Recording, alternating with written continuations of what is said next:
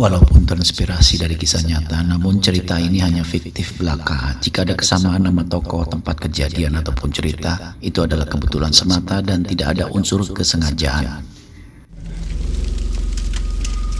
Kuburan kakek juragan gula ternyata bersekutu iblis. Kisah ini bermula dari keheningan sebuah kampung terpencil di Jawa Timur, tempat bersemayamnya dua pemuda dengan bakat spiritual yang melampaui usia mereka.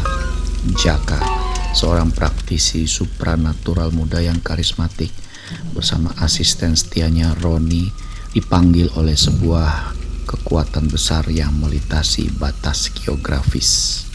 Sebuah keluarga konglomerat di jantung ibu kota Jakarta tengah berada di ambang kehancuran spiritual, memaksa kedua dukun muda ini meninggalkan ketenangan desa demi menghadapi kegelapan di tengah kemegahan kota.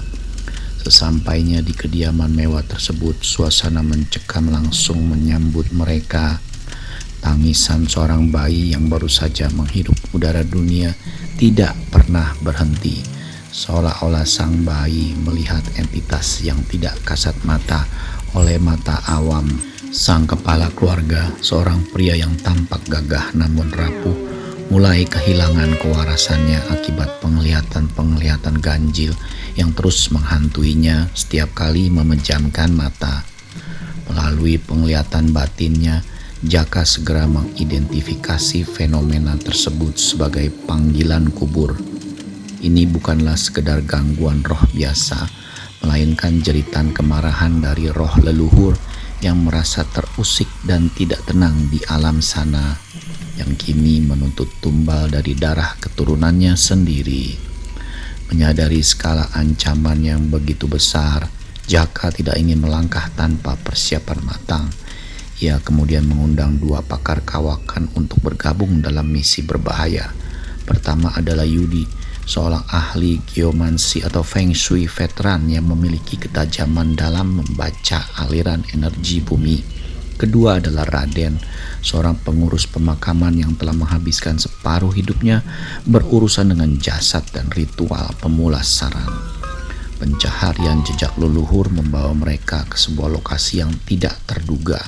Sebuah gunung terpencil di perbatasan Depok yang diselimuti kabut abadi. Setibanya di sana, Yudi tertegun. Wajahnya memucat saat mengamati struktur tanah dan arah mata angin di sekitar makam sang leluhur.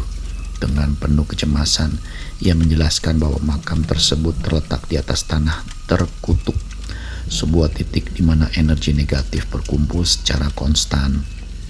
Yudi sempat menunjukkan penolakan keras untuk melanjutkan rencana mereka, karena baginya membuka tanah tersebut sama saja dengan membuka gerbang neraka yang telah lama terkunci. Namun demi keselamatan sang bayi yang nyawanya kian meredup, keputusan bulat akhirnya diambil. Ritual ruatan bumi pun dipersiapkan dengan sangat teliti sebagai upaya penyucian roh atas terbebas dari kutukan yang mengikat.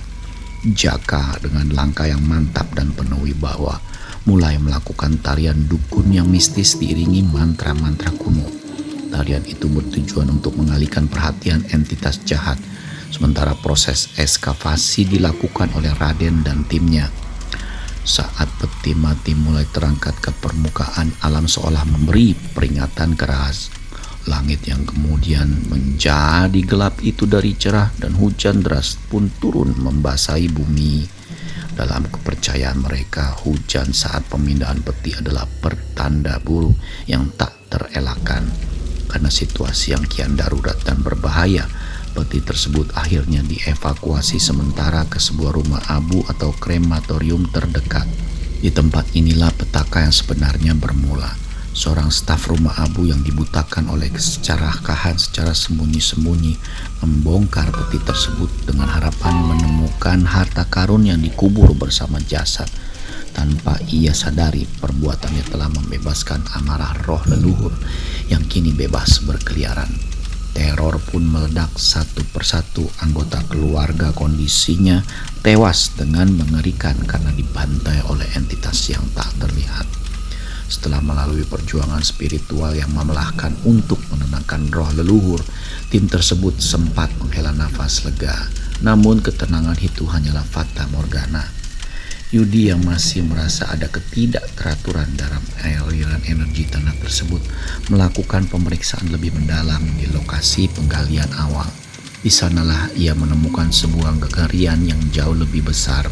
Tepat di bawah liang lahat pertama terdapat peti mati kedua yang dikubur secara vertikal dan dililit oleh rantai-rantai besi yang sangat kokoh.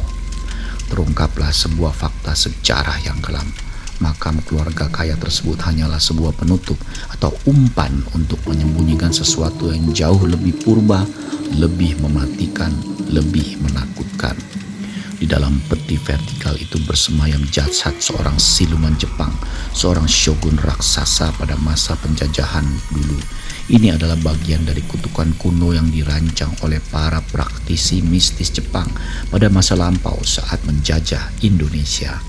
Tujuannya adalah untuk menanam pasak besi spiritual guna memutus aliran energi murni di tanah Jawa dan menjadikan wilayah Depok sebagai pusat kekuatan mistis bagi kepentingan penjajah saat itu. Bangkitnya siluman shogun tersebut membawa ancaman fisik yang nyata. Entitas ini memiliki wujud raksasa dengan aura kematian yang menyesakkan dada. Jaka, Roni, dan Yudi terdesak di tengah hutan yang gelap menghadapi kekuatan yang melampaui batas logika manusia. Dalam situasi yang kritis tersebut, Yudi menggunakan sisa-sisa pengetahuannya tentang prinsip 5 elemen atau Wuxing. Ia menyadari bahwa siluman tersebut adalah manifestasi dari elemen logam membara, kuat, keras, namun memiliki celah. Yudi kemudian menginstruksikan tim untuk menggunakan batang kayu yang telah dibasahi dan diurapi dengan energi darah manusia. Berdasarkan filosofi elemen, kayu yang basah adalah satu-satunya medium yang mampu meredam dan menghancurkan dominasi logam yang membara. Dengan keberanian terakhir, mereka menyerang titik-titik energi sang raksasa. Pertarungan berlangsung sangat sengit, melibatkan benturan kekuatan spiritual dan fisik yang mengguncang hutan malam itu. Melalui pengorbanan dan ketepatan spiritual, siluman shogun akhirnya berhasil ditaklukkan dan dimusnahkan hingga menjadi abu. Fajar pun menyingsing menandai berakhirnya malam yang panjang. Meski mereka berhasil selamat, Jaka, Roni, Yudi, dan Raden membawa luka yang tidak akan pernah benar-benar sembuh. Mereka kembali ke kehidupan masing-masing dengan raga yang utuh, namun dengan jiwa yang selamanya akan dihantui oleh memori tentang tanah terkutuk di perbatasan Depok, sebuah saksi biksu tentang kegelapan yang terkadang lebih baik tetap terkubur di bawah tanah.